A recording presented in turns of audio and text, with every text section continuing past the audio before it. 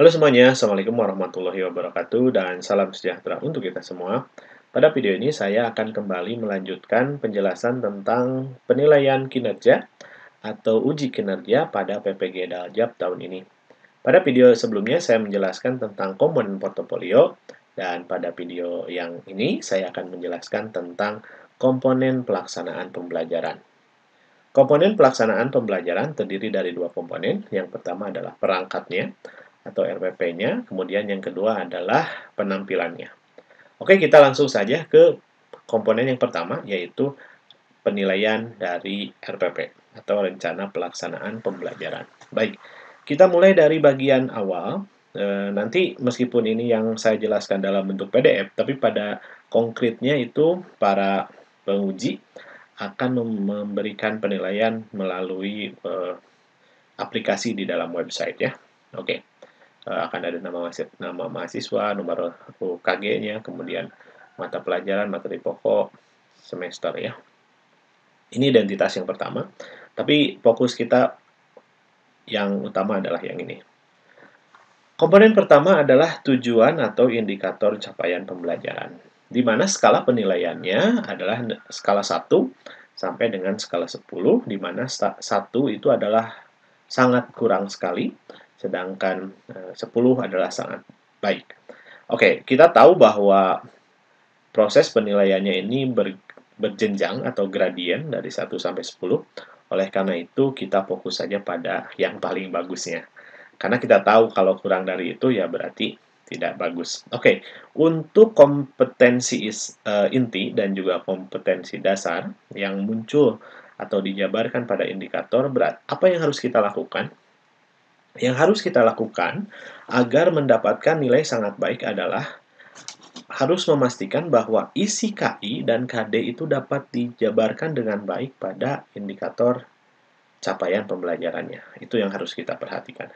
Jadi harus betul-betul tercurahkan atau terjabarkan dengan baik. Ketika kita sudah memahami itu, bisa melaksanakan itu, maka kita akan dapat nilai yang sangat baik. Kemudian yang komponen yang selanjutnya adalah indikator tersebut harus sesuai dengan KI dan KD-nya. Nah, kita lihat kalau nilai sangat baik itu, semua indikator sesuai dengan KI dan KD. Jadi, selain bisa menuangkan, juga harus sesuai. Komponen yang kedua. Kemudian komponen yang ketiga, peringkat atau level dari rumusan sikap. Oke, jadi karena diminta ada aspek sikap, berarti dalam rumusannya kita harus memasukkan aspek sikap. Nah, yang baik seperti apa? Di rubriknya dinyatakan bahwa indikator kegiatan itu dapat terjadi melalui internalisasi dan juga aktualisasi sikap disiplin. Jadi ketika Bapak Ibu menuangkan sebuah indikator, kita harus pastikan apakah indikator tersebut bisa terinternalisasi dalam kehidupan siswa-siswa kita. Salah satu caranya mungkin dengan menyantumkan komponen-komponen ini dalam pernyataannya. Ya, misalnya siswa dapat melakukan A dengan baik, dengan disiplin, kerjasama, dan juga produktif, misalnya seperti itu. Itu contoh saja ya.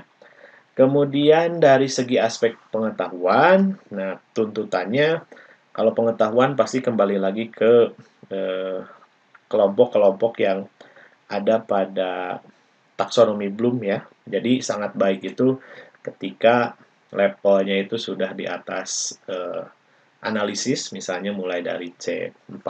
Kita coba lihat indikatornya di sini. Indikator capaian pembelajaran sampai pada level di atas tagihan minimal. Jadi Bapak Ibu harus tahu minimalnya seperti apa, dan minimalnya dapat kita temukan pada kurikulum. Oke, kemudian levelnya ini tinggi sekali ya, kalau bisa sampai C6. Kemudian level pengetahuannya juga metakognitif, ini besar sekali nilainya, atau sangat baik. Oke, kemudian yang selanjutnya adalah keterampilan. Nah, untuk keterampilan, Bapak Ibu perhatikan saja dari rubrik ini, keterampilan apa sih yang penting, misalnya komunikasi, itu silakan saja dibuat ya indikatornya. Karena pernyataannya Indikator capaian pembelajaran mencakup semua aspek keterampilan sampai pada level mengkomunikasikan. Nah, untuk ini keterampilan kan beda bidang studi, beda keterampilan yang dikembangkan. Oleh karena itu, silakan dipilih-pilih keterampilan yang sesuai dengan bidang studi Bapak Ibu semua. Selanjutnya adalah bagaimana indikator tadi terukur. Sangat baik ketika semua indikator bersifat spesifik, menggunakan kata operasional yang dapat diamati dan juga diukur. Untuk ini, tentu saja betul, harus sangat spesifik agar memudahkan untuk dinilai. Misalnya ketika indikator tersebut kata kerja operasionalnya masih menggunakan memahami, maka itu tidak bisa ya. Kenapa? Karena memahami adalah salah satu kata kerja operasional yang tidak bisa diukur atau sulit sekali untuk mengukur pemahaman. Makanya perhatikan lagi indikator ini dengan menggunakan kata kerja operasional, dan daftar kata kerja operasional sudah banyak sekali, silakan dipilih-pilih saja sesuai dengan jenjangnya. Oke. Selanjutnya untuk tujuan ya, untuk tujuan standar sih sebetulnya yang penting ada ABCD-nya, di mana ABCD adalah komponen dari tujuan yang dinyatakan lengkap ketika ada audiens siswanya, B itu behavior atau kemampuan yang ingin dicapai, C itu adalah condition, kondisi adalah cara untuk mencapai kemampuan tersebut, dan D itu adalah degree. Degree itu coverage atau deepness atau batasan kedalaman dari kemampuan yang sedang dikembangkan. Itu ABCD. Sudah sangat umum ya ABCD. Nah, komponen selanjutnya adalah HOTS atau literasi atau learning cycle, something like that lah ya. Dan HOTS ini sebetulnya bukan hal yang aneh sih, HOTS. Biasa saja sebetulnya HOTS itu. Karena yang terjadi itu menjadi cukup aneh karena kita tidak terbiasa. HOTS itu kan higher order thinking skill. Biasa saja kan kita dalam keseharian juga pasti mengalami berpikir tingkat tinggi. Termasuk siswa ketika belajar, mereka pasti mengalami berpikir tingkat tinggi. Cuma yang kita lakukan mungkin belum terstruktur ataupun kita belum terbiasa melaksanakannya. Nah, pada PPG saat ini, sangat penting untuk kita bisa mengembangkan HOTS. Artinya, aktivitas yang dikembangkan itu harus menuntut siswa untuk berpikir tingkat tinggi. Berpikir tingkat tinggi tidak berarti susah ya. Beda antara susah dengan berpikir tingkat tinggi. Kalau susah itu ditanya ibu kota Zimbabwe misalnya atau di mana, itu kan susah ya karena kita tidak tahu. Tapi kalau HOTS itu lebih ke penggunaan nalar yang semua orang itu bisa melakukannya ya, dan bukan sesuatu yang harus dihafal. Kira-kira seperti itu.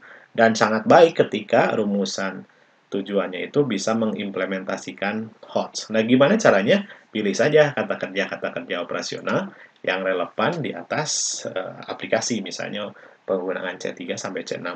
Gitu kira-kira. Oke, sekarang ke langkah-langkah pelajarannya atau langkah-langkah pembelajarannya. Selain dari HOTS, ternyata di bagian ini juga perlu dikembangkan tentang adanya TPEC atau Technological Pedagogical Content Knowledge. Itu adalah, kalau kita sederhanakan, adalah perpaduan antara kemampuan konten, antara kemampuan pedagogi, dan kemampuan teknologi. Nah, yang baik adalah ya guru yang mampu mengintegrasikan semua komponen itu ya. Jadi sebuah pembelajaran yang baik itu sudah jelas bagaimana bagian teknologinya, bagaimana bagian kontennya, bagaimana bagian pedagoginya, sehingga itu tersaji menjadi sebuah paket pembelajaran lengkap yang bisa mengembangkan kemampuan murid. Khususnya TPEC ini harus bisa memediasi bagaimana proses HOT itu terjadi. Jadi TPEC adalah guru, sedangkan HOTS itu adalah siswa. Siswanya yang harus HOT, pembelajarannya harus HOTS. Nah, bagaimana itu tercapai? Gurunya harus bisa menguasai TPEC dengan baik. Oke. Selanjutnya, menjabarkan lingkup materi dengan benar. Nah, ini yang harus hati-hati karena kadang penyampaian materinya itu ada miskonsepsi justru datang dari guru. Oleh karena itu, kita harus hati-hati dalam menyampaikan materi. Dan bernilai baik ketika guru bisa menjabarkan materi secara benar dari berbagai sudut pandang. Intinya kalau saya sederhanakan, jangan terjadi salah konsep. Kemudian aspek selanjutnya pengembangan materi dengan urutan logis ya, tentu saja. Misalnya ketika kita membawa sesuatu topik, tergantung perspektif kita.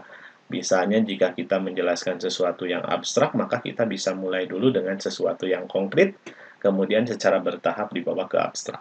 Nah, itu yang disebut dengan logis. Jadi urutan atau tahap demi tahapnya itu bisa diikuti oleh pola pikir. Itu namanya logis. Baik. Kemudian selanjutnya adalah keterpaduan. Jadi baik, dikatakan baik adalah ketika materi yang tersaji dalam sebuah pembelajaran yang dituangkan dalam RPP itu bisa menemukan kaitannya masing-masing dan bernilai baik ketika guru mengembangkan semua materi secara terpadu dan keterkaitannya sangat jelas.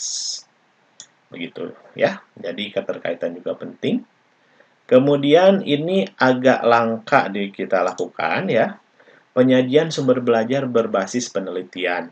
Nah, untuk bisa melakukan ini, bagi kami mungkin saya di bidang sains tidak sulit, tapi untuk bidang lain karena saya bukan bidangnya, mungkin silakan dipertimbangkan atau dicari yang relevannya.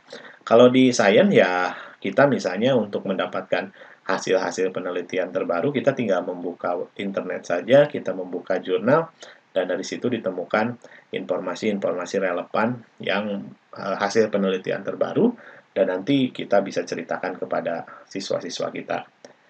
Misalnya kalau contoh saya sering gunakan untuk yang penelitiannya sangat update terus itu misalnya bioteknologi. Selama ini kita mengajarkan bioteknologi ya sederhana-sederhana saja gitu ya.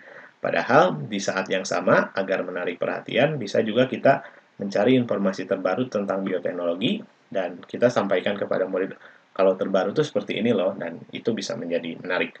Nah, silakan saja Bapak Ibu disiapkan, dipertimbangkan, dipilih-pilih dalam pembelajaran Bapak Ibu yang akan dilakukan nanti aspek hasil penelitian yang terbarunya itu seperti apa yang akan dimasukkan ya. Oke, ini hasil penelitian. Dan penelitian tadi kalau yang saya ceritakan adalah penelitian dari orang lain, tapi ketika Bapak Ibu juga punya penelitian yang dilakukan sendiri, itu sangat boleh juga untuk dimasukkan. Oke, kemudian aspek selanjutnya adalah keterkaitan dengan kehidupan nyata. Tentu saja, kenapa? Karena kita tidak bisa hanya mengajarkan sesuatu yang konteksnya itu tidak ada.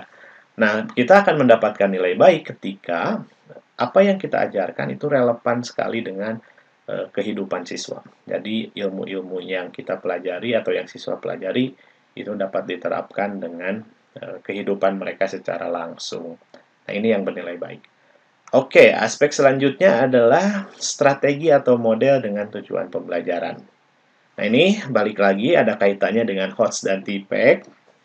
Karena saat ini HOTS adalah situasi yang perlu kita siapkan untuk siswa berpikir HOTS, dan TPEC adalah bagaimana pikiran kita menyiapkan HOTS tersebut. Nah, dapat dikatakan baik ketika strategi dan model pembelajaran sesuai tujuan dan seluruhnya berbasis TPEC sehingga bisa mengembangkan HOTS atau literasi dari siswa-siswa kita. Aspek selanjutnya adalah media dan model tujuan pembelajaran. Jadi harus sesuai juga antara media dengan modelnya.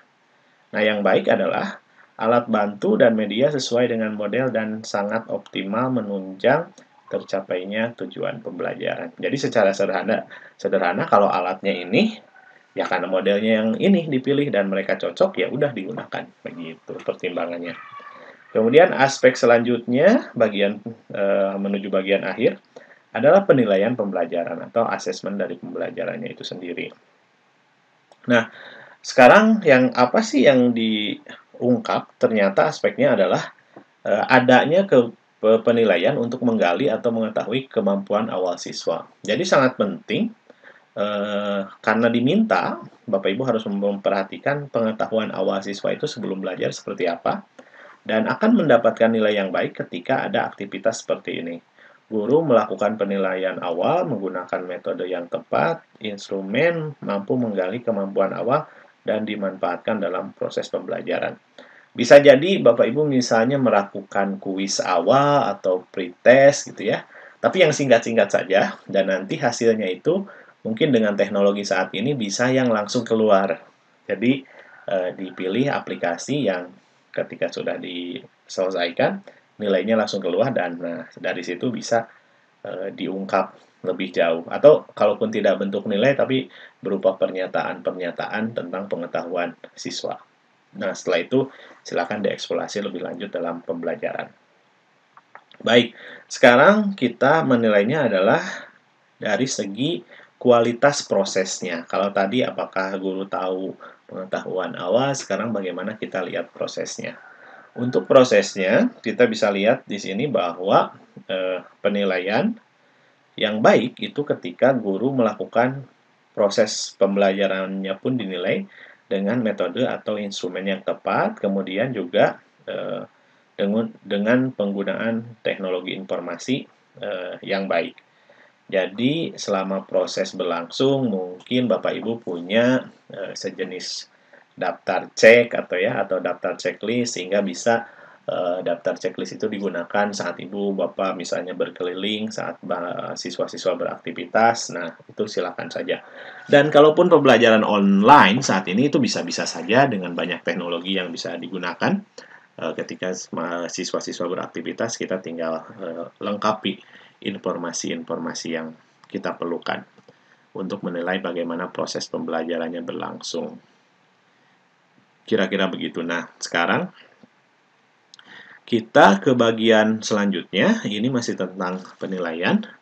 Dan aspek yang selanjutnya adalah kelengkapan instrumen itu harus meliputi aspek-aspek yang penting, diantaranya pengetahuan, keterampilan, dan sikap. Nah, gimana dikatakan baik ketika instrumen penilaian atau hasil belajar itu meliputi semua aspek yang tadi secara lengkap dan juga sesuai dengan indikatornya. Kira-kira begitu.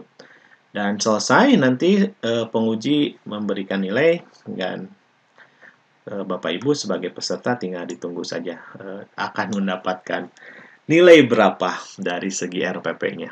Ya, begitu. Nah, sekarang kita coba lanjutkan untuk pelaksanaan pembelajaran. Nah, kalau pelaksanaan pembelajarannya juga cukup banyak ya aspek-aspeknya. Misalnya pertama dari kegiatan pendahuluan. Di kegiatan pendahuluan, faktor yang utama yang penting adalah pengkondisian dulu. Apa yang baik ketika guru mengucapkan salam, menanyakan kondisi, mengecek kehadiran, mengecek kondisi kelas. Misalnya kalau yang luring gitu ya, dipastikan dulu apakah suara saya jelas, misalnya kalau share screen apakah sudah full screen atau belum. Pokoknya semuanya disiapkan dengan baik. Kemudian jaringan, pokoknya kalau daring, tadi kebalik ya. Kalau daring itu yang disiapkan, kalau luring ya harus dicek juga. Misalnya mau praktikum, semuanya sudah siap, everything has been ready gitu ya. Oke, suaranya juga jelas, gambar, pokoknya segalanya, sesederhana segalanya. Apapun yang akan digunakan, tolong disiapkan dengan baik, terutama dalam mengkondisikan siswa. Oke.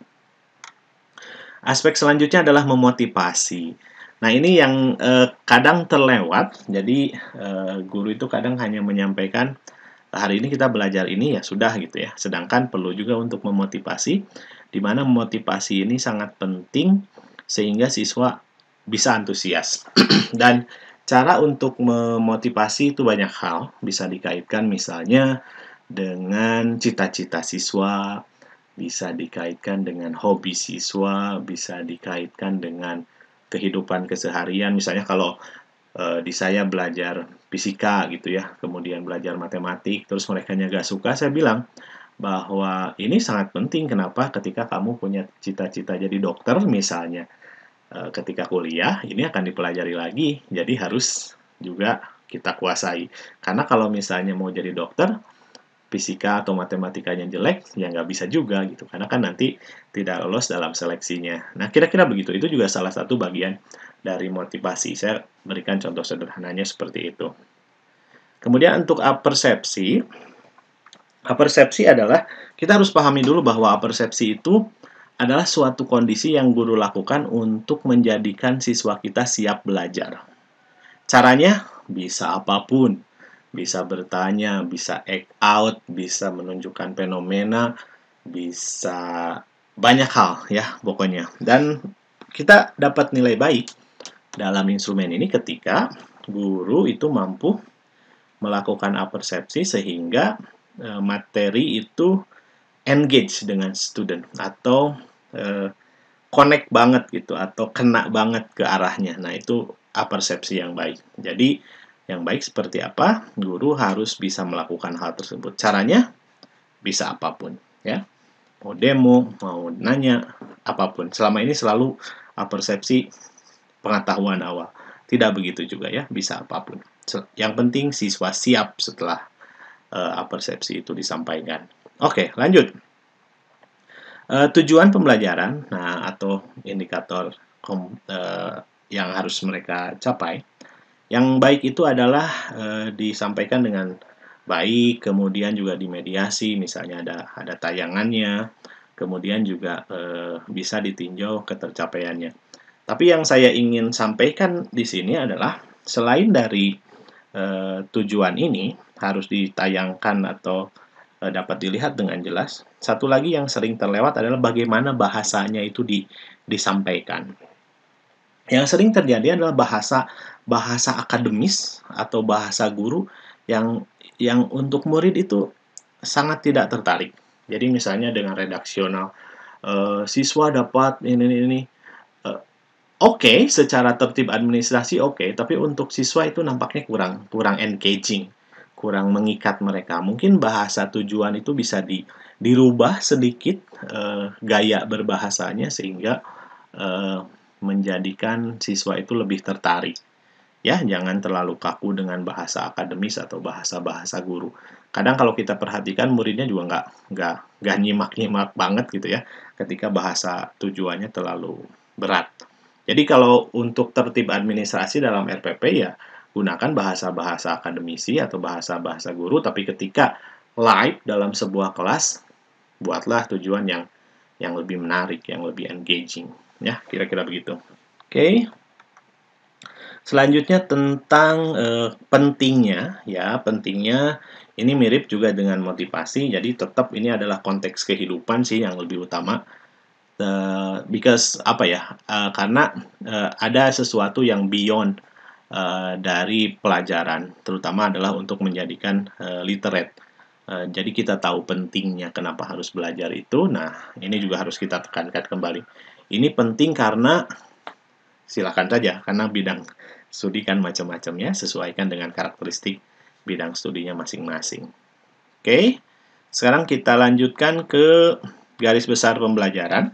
Nah, ini juga penting juga, mungkin sebelum aktivitas belajar kita langsung mulai dare gitu ya, kita coba kasih overview dulu lah, misalnya, oke, hari ini kita akan praktikum, nah sebelum praktikum misalnya kita ada kuis dulu, kemudian setelah itu kita ada penyiapan alat praktikum, atau setelah praktikum ada presentasi, dan setelah presentasi misalnya ada kuis lagi, ya berilah overview dulu sebelum semuanya dimulai.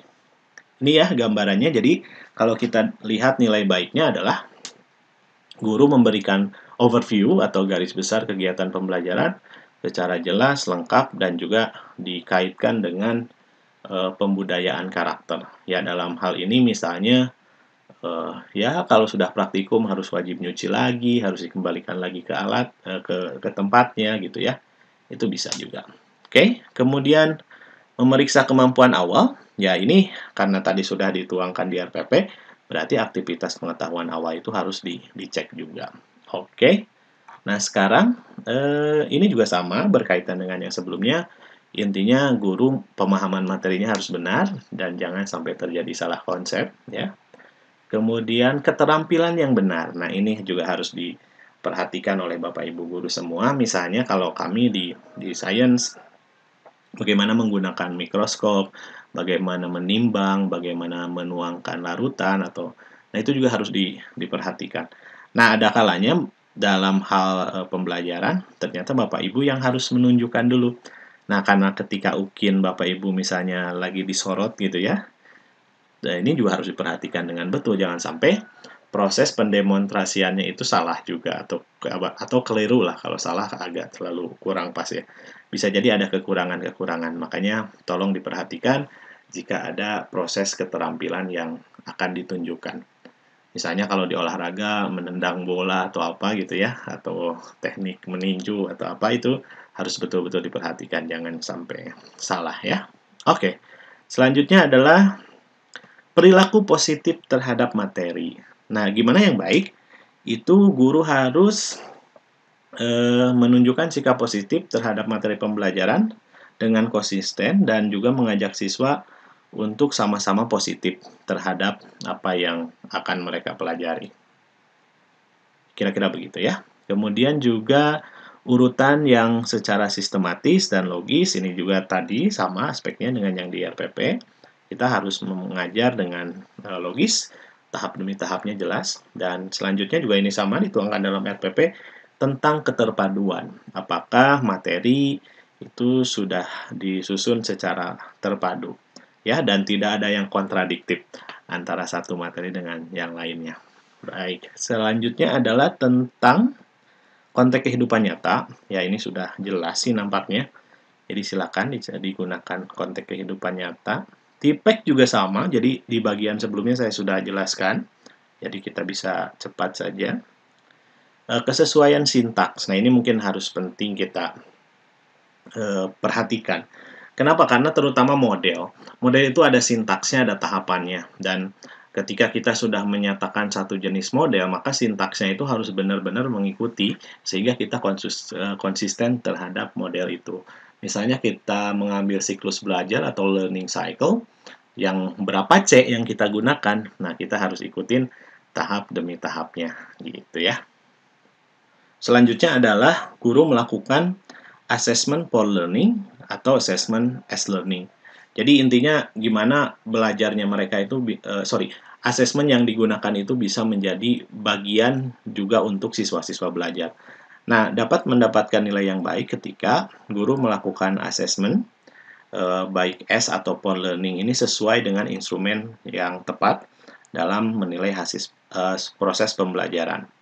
Nah, sekarang kita beranjak ke bagian akhir. Apa yang harus dilakukan di bagian akhir adalah guru bisa menyimpulkan, ya silakan saja teknisnya seperti apa. Tapi yang baik adalah guru membimbing atau mengarahkan siswa untuk merumuskan sendiri kesimpulannya. Jadi harus siswa yang merumuskan. Kemudian untuk evaluasi, yang baiknya seperti apa?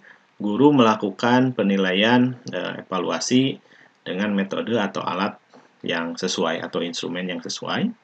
Kemudian setelah ada metode evaluasi tadi juga harus direfleksikan. Misalnya apa yang siswa pelajari, kurang dan lebihnya. Nah, itu juga direfleksikan ya, silakan. Oke, kemudian setelah selesai pembelajarannya, guru harus juga memberikan tindak lanjut atau follow up apa yang harus siswa lakukan setelah belajar ini selesai. Begitu, ya.